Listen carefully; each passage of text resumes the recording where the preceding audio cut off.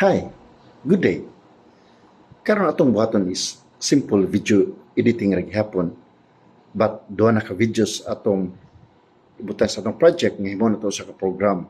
Before, usa ra mo to ka video atong giputol kwenta nagsugod or atong gipamutol-putol ug atong gisumpay.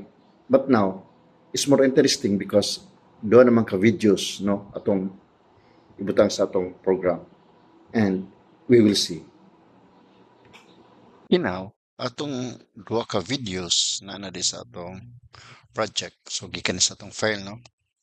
Then, as usual, ato gyapon ning i-drag dire ang V1 o ato pong i-drag ang V2. So, bantay ka, separated sa akong single separate. Pwede nito sa isumpay dire.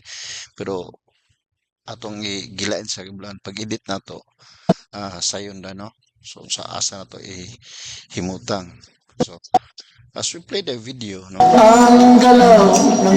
nakita na to nga nagsapaw ang V2 kaning usa ka video gamay ang usa ka video dako kay ato ni siyang i-expand, no, ang pareho siya screen ning usa.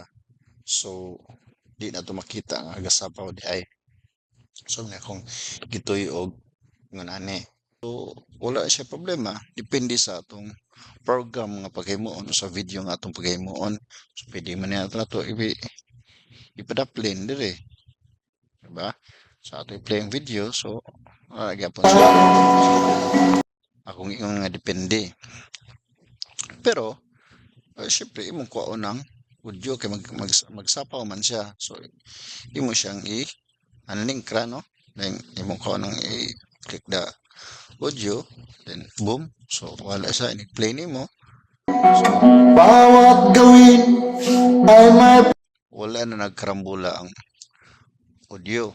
So ang karon kung di ka gana magsapaw ang duha ka videos, so imo na siyang i-atras dire, isumpay na unlink naman nato ni sa ato sang balik, no? Unlink naman nato ni. So ato ni siyang isumpay sa V1 nga dili siya magsapaw. So padula gamay para mas dali ra atong kuano pag demo.